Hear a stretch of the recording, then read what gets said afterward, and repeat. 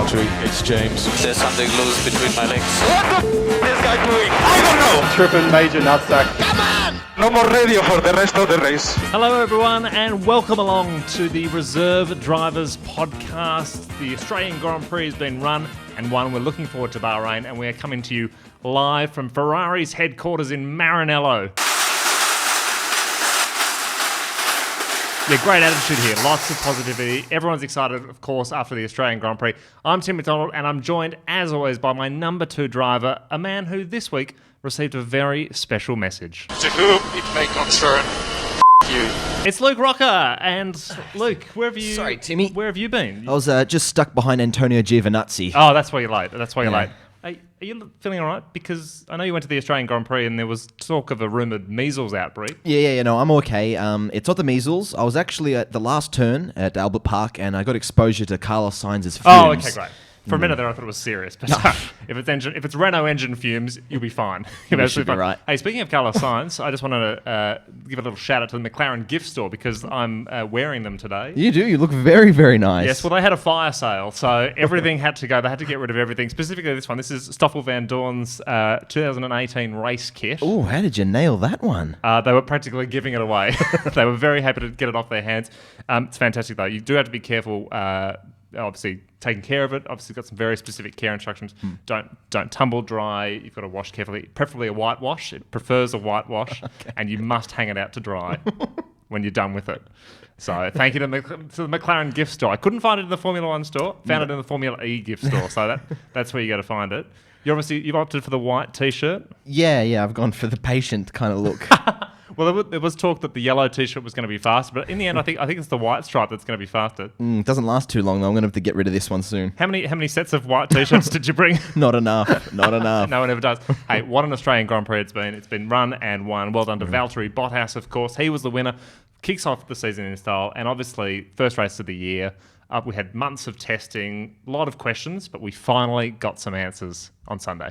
And what I do want to know is how and what the winner of the Rolex Australian Grand Prix here, Valtteri Bottas, well, mate, what the hell did you have for breakfast? What the hell did Valtteri Bottas have for breakfast? The big questions. And also, how the hell did Valtteri Bottas have breakfast? There are many ways.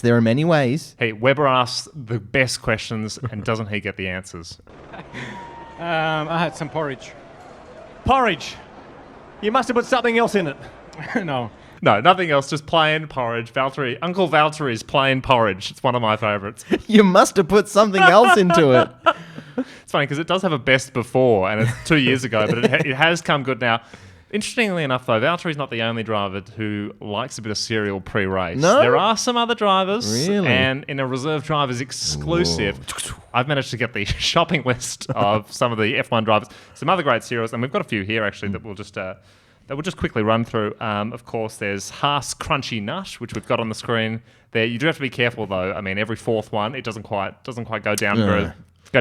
You don't need milk, though. It's slippery enough. It's just slippery enough. You don't need milk for Haas Crunchy Nut. There are some other ones as well. Lewis Hamilton's preferred cereal of choice, and we've got some here. Corner Flakes. It is. Would you like some corner flakes? Here are some corner flakes. Have some corner flakes. I can already feel the energy in this bowl. Have some of this. Let's have a go at it, shall we? So,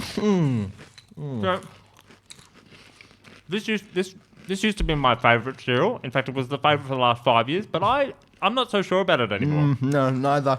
But the good thing about cornflakes is every packet comes with a bit of carbon fibre floor, so look out for that, kids. Don't choke on that. You're also 80% more likely to conquer all love with this, aren't you? So much positivity in a bowl of cornflakes. So much energy. Of course, Lewis has branched out. He's big on the cornflakes now. Used to only eat Toto Pops, which was his preferred cereal. We've got that on the screen now. Toto Pops, that was his preferred cereal of choice. Snap, crackle, and pop. And they're 3 members of the Mercedes Junior Drivers Academy as well, by the way. I'd love to see Snap in a Williams. In the simulator. In the simulator. Another one, though. How many did you find? Hey, there are a lot of cereals. Sebastian Vettel. He's brought out his own range of cereal. We've got it on the screen now. Championship Cheerios. They are fantastic. Just be careful, though. I did choke on one of those the other day. You do have to be careful when eating Sebastian Vettel's Championship Cheerios. But of course, it all goes down well with a glass of Ferrari hot chocolate. Not quick. It is not quick. Nair's not so quick. It is fantastic. And I'm not sure they even know the recipe for it either. It's just something in the setup. Yeah, the instructions are very unclear. They haven't quite nailed No. the perfect recipe for not quick. However, if you're not a cereal man, that's okay. No? I mean, Carlos Sainz, I know the man I'm dressed by today, the man whose fumes you're wearing on your face, he's a simple man. He just prefers a bit of toast. Perfectly undercooked toast. Have a look at that. Yeah, that might be a little bit burnt. I think that toast is looking a little bit burnt. But there you go, the cereals of F1 drivers. Look, and you're not getting that on any other show, on any other platform, are you? Possibly for good reason. But of course, it wasn't just about cereal on the weekend. There was a race on Sunday as well. There was the first of the season. We're back. We're back. Well done, Valtteri Bottas. And we touched on it at the top. He won the race and he had quite a fiery post-race message. Let's have another listen again. To whom it may concern, you. And we actually now know who that message was for. Esteban Ocon? Wasn't for James Vowles either. Was it for us? Look, it might be by the end of this podcast, after the cereal bit, by the way. It was, of course, for, and I'm going to have to look it down to get his name right, Finnish billionaire Antti-Aarnio Wihuri. Really? Which is a type of cereal as well, by the way. But Antti-Aarnio Wihuri, he was a Finnish billionaire who used to sponsor Valtteri Bottas, and of course ditched him at the end of last year because he wasn't competitive, and he wins the first race of 2019. He went anti-Bottas, did he? He went anti-Bottas. And if you're wondering where Antti got his billions from, he was the inventor of the Finnish dishwasher tablets as well. So that's where he made his money. Valtteri won, and in an impressive display. Fantastic. And what that resulted in was just music to Formula One fans' ears. Absolutely. Hamilton finishes runner-up in Australia. I mean, that just warms the cockles of the heart, doesn't it? That's my ringtone at the moment, because that is the sweetest sound. If you've been following Formula One for the last few years, Hamilton finishing second, I mean, it was like Christmas has come all at once. Of course, the season kicked off in style with a fantastic Australian Grand Prix. Yeah, fantastic. Well, it kicked off with the Australian Grand Prix, and that kicked off with the traditional Martin Brundle grid walk at the start of it. Now, this is just a fixture. It's probably my favourite 5 minutes of the coverage as well. He gets to speak to all the big names. Here he is having a word with Charles Leclerc, the new Ferrari youngster. Are we allowed to? Not today? It's upon reservation. Sorry? It's upon reservation. So he's waiting for some other TV. Okay, so Charles there's waiting for something else. We'll have to talk to him another day. We'll have to talk to him another day. And you can hear that full interview on our website as well, by the way. But Martin, he took that in his stride. He didn't let that put him off. Here he is chatting to another big name from the Formula One circuit. There's Sir Chris Hoy and Alexander Skarsgård here, Tarzan. He managed to speak to Tarzan, which was the interview that we all wanted to hear. King of the jungle. It's Martin Brundle's red carpet walk by the end of it. King of the jungle, Tarzan. And hey, Tarzan enjoyed a great race, and it was great to see. In fact, Tarzan actually replaced Karun Chandok halfway through the coverage on the pit lane, by the way, and he was fantastic. Which makes it easier for him to get to the comment from Sky Race Control down to the pit lane. He just swings down. He just swings down. That improved the coverage for me. But it was a massive weekend on Sky Sports. It was. It always is at the start of the Formula One season, isn't it? You have them all there lined up, ready to go. Big names. Big names. Well done to the person who dresses them in slightly different chinos and shirts, by the way. They do a fantastic job. At one point, they were walking up the grid, 4 of them together, and they just looked like an old boy band. I thought they were going to do the national anthem at one point. There is one man that we like to talk about. One man above all others. Yeah. It is the smooth operator himself.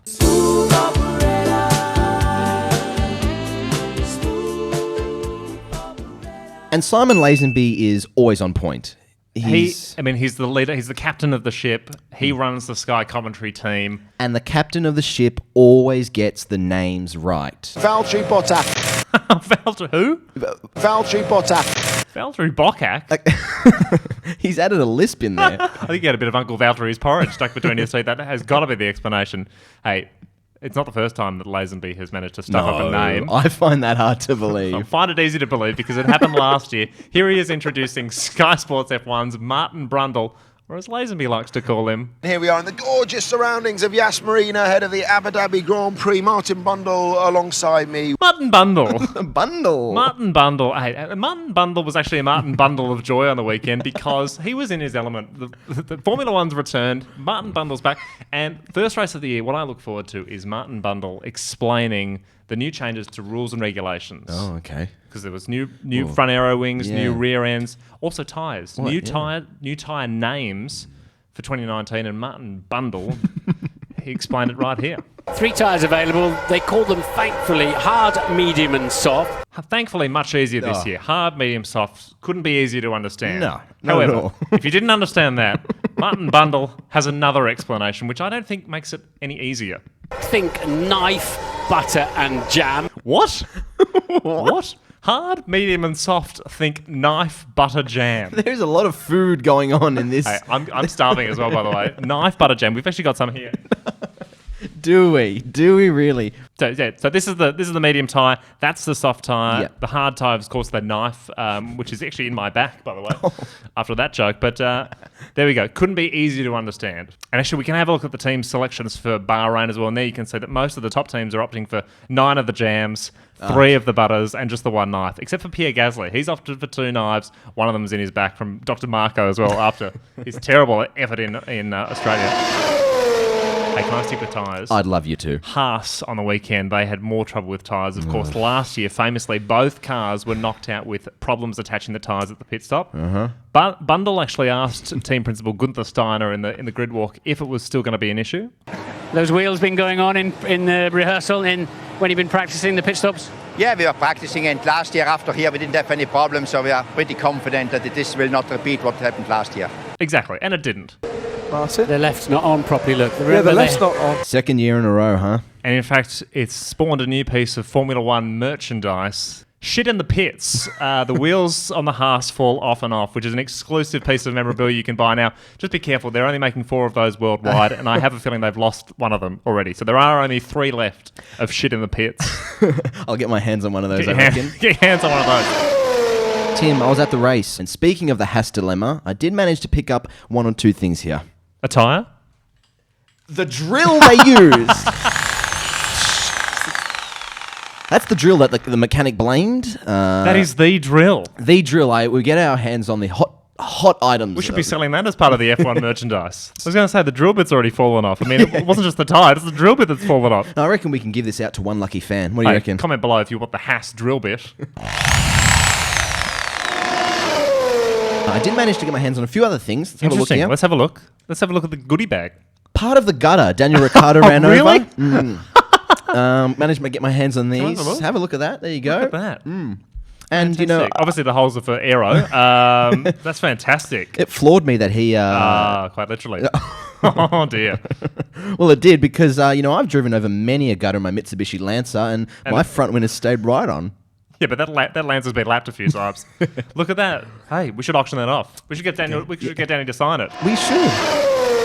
Another thing I took, Tim, went straight to the top, went to the Mercedes garage. Wow. Had a real snoop around, and I did find something I reckon you might be interested in. Esteban Ocon, because if you've got him in that bag, what is this? Look at this. It's Lewis Hamilton's scooter. Look at this. That's right, Lewis Hamilton's scooter, but as you can notice, missing a bit of the floor. Oh, look at that. No wonder it took you a bit of time to get here on the scooter, by the way.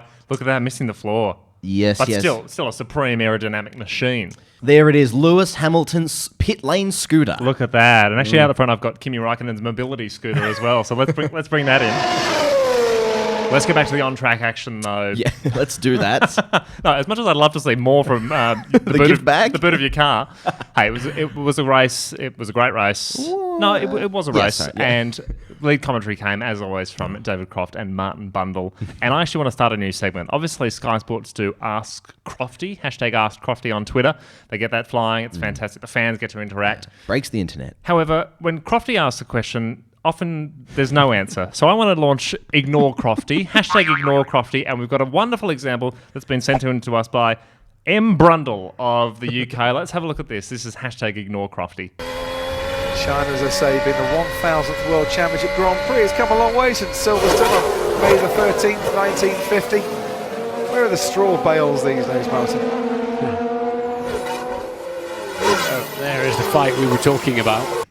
We weren't talking about that, but we're happy to move on. Well done, Martin Brundle. You're the first entry in our #Ignore Crofty competition. And if anyone at home has got an Ignore Crofty, send it right through. Of course, great win for Bottas, great win for Mercedes. They take a clear lead in both championships. Not so good for Scuderia Ferrari, was it? Tifosi. They're rapid. Actually, I think we can cross back to Maranello.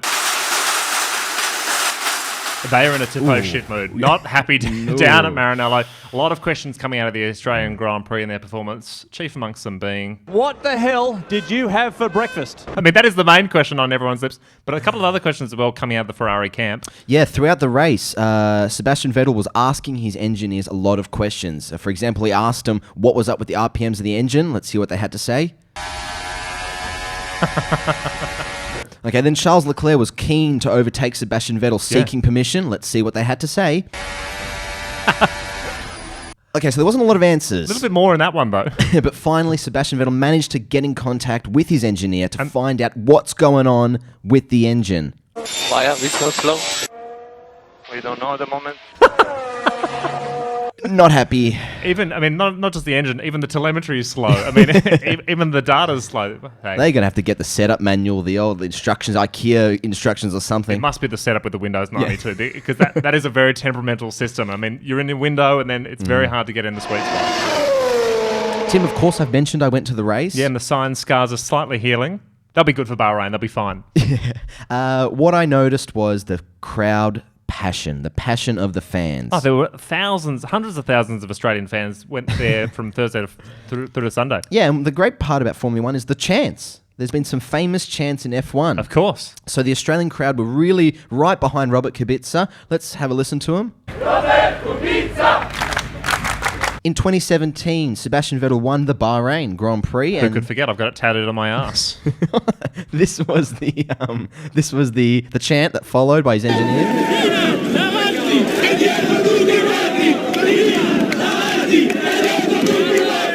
It's funny because that's what the riders at Maranello were chanting a moment ago. Well, I've got the translation for that. It's Gina avanti a dietro tutti quanti. That's not a translation. Yeah, that's the Italian. Well, that actually means Gina out the front, everyone else behind. Whoa, who's Gina? The name of Sebastian's car. Forget. Of course, this year it's Lena, not out in front, and no one knows why. And no one can explain.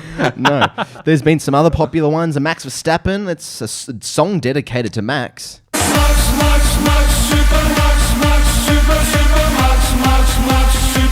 That's a popular one. That's a catchy one. Of course, Lewis Hamilton has his own. Few absences, though. I noticed there's some that are just missing. Not everyone has a song. No, and it's sad. And I decided, you know what I'd do? I thought I'd make my own for Williams. Okay? Right. Because Kubica, Russell... They're struggling. They need a song. Yep. And you know the famous Jerry and the Pacemakers for Liverpool is You'll Never Walk Alone? Absolutely. They chant it every game. They do. Well, I made my own. You'll never bracket drive alone. And you'll never, but you will drive.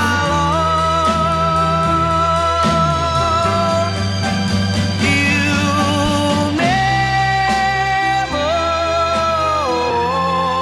but you will drive alone. Interestingly, because you'll never be left in the sound recording booth alone again as well, by the way. After that, did I get a stop-go penalty there, did I? That is laps behind everything else we've done in today's podcast. Tim, have I mentioned I went to the Grand Prix? Yep, once or twice. Okay. Well, get that smile off your face, because this is serious. Sorry, mate. Okay? Look, we do little bits here. We have a little fun and games and jokes and stuff like that, don't we? Sure, we like to muck around with our little gags, but it's serious. Formula 1's a serious sport. And this is serious. I went to the Grand Prix, and it was my first time, okay? Well done. Thank you. You never forget your first? Never do. Not happy. Not happy. Really? I'll tell you why. I went to the Grand Prix, happy, got fun, off we go, great. I mean, you picked up a grate, you picked up a drill, you picked up a scooter. Yeah. I also picked up a hat. I bought a hat because I thought, you know what, I'll go to the Grand Prix, I'm an Australian, I'll support Daniel Ricciardo and Team Renault. Do the good thing. So I bought my hat. Fantastic. They were practically giving them away at one point. There we go. A Renault hat. Renault Nice. F1 team hat. Yeah, Fantastic. It's a nice little hat.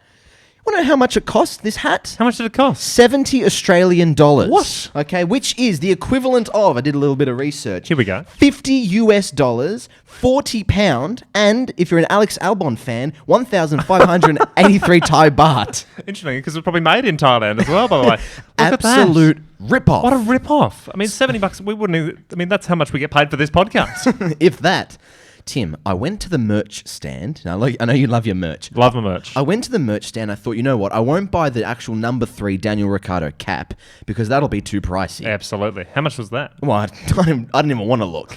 I thought that'll be too much. So what I'll do, I'll just buy the little Renault black standard cap. Easy as you like. And this is what they do. They put attractive guys and girls behind the counter. That's what they do. So you get sucked in, and when they're going, hi, you're like, hi, hang on. Jesus. And then you put the card over, 70 Australian, 50 US, 40 euro, 1,583 Thai baht later. You are an absolute sucker. I mean, you picked up a drill and a grate for free. What are you doing? You should have stolen that hat.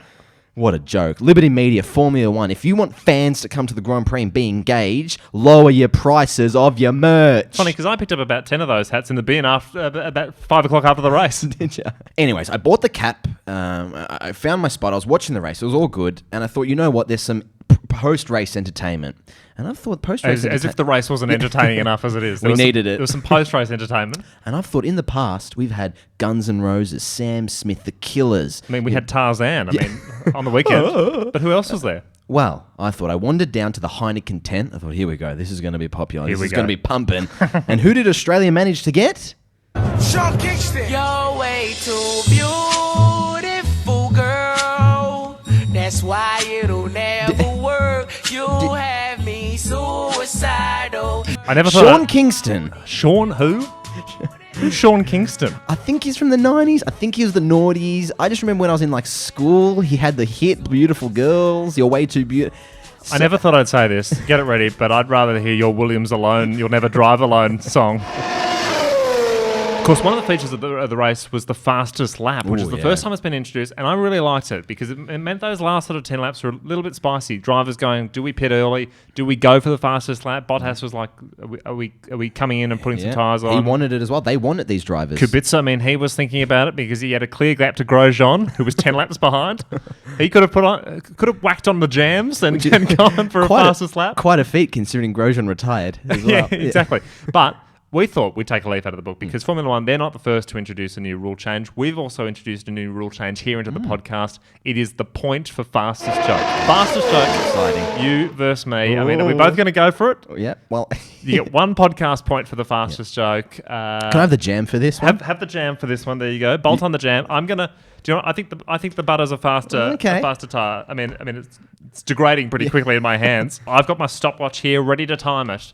Luke, are you ready? The fastest joke, 1 point. Your time starts now. Daniel Ricciardo, post-race, said it was over from the very start, which is conveniently what Ferrari fans are saying about the World Championship. Hey! Stop that. 8:42 seconds. Not a laugh in sight. But very quick. But quick.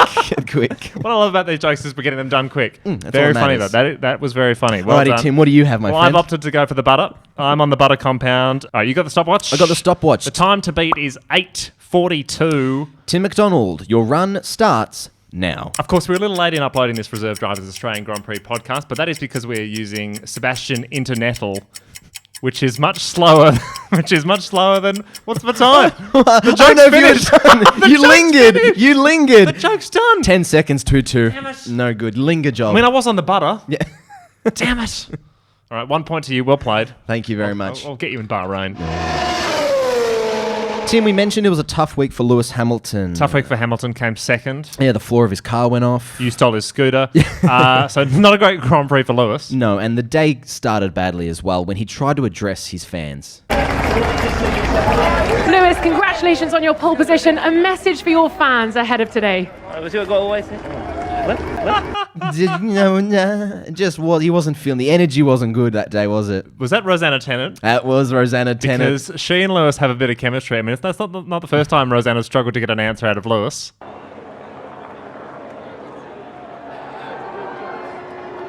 Lewis Hamilton, how are you? Hey, that's dude. We've got to jump out of here for the Reserve Drivers podcast. The Tifosi breaking in as we speak. But I did just want to touch on a little bit of other news outside of Formula One. We don't normally do this on the Reserve Drivers podcast. Uncharted territory here. There was a story that caught my eye during the week. Have you ever seen a pigeon worth more than $1 million?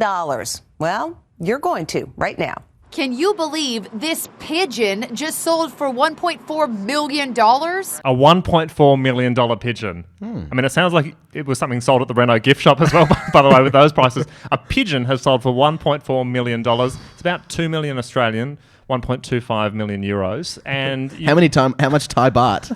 I'm not sure on the baht. Okay. Gonna have to get some calculations on that one. But you're wondering why I'm bringing this up? Very much so. We don't normally cover pigeons on the podcast. No. However, that's for the Reserve Flyers podcast that we do. However, there's a very particular reason why I bring up this pigeon. A pigeon that's been described as the Lewis Hamilton of the skies. I love the description. The Lewis Hamilton of the skies. This pigeon is referred to as the Lewis Hamilton of pigeons. Wow, that pigeon must be chuffed. Well, it's interesting because Lewis Hamilton himself got shat on last week, so that's why it's interesting. Hey, that was a pretty fast joke. Can I retime that? That's fantastic. I'm going to bolt on the jams and go again.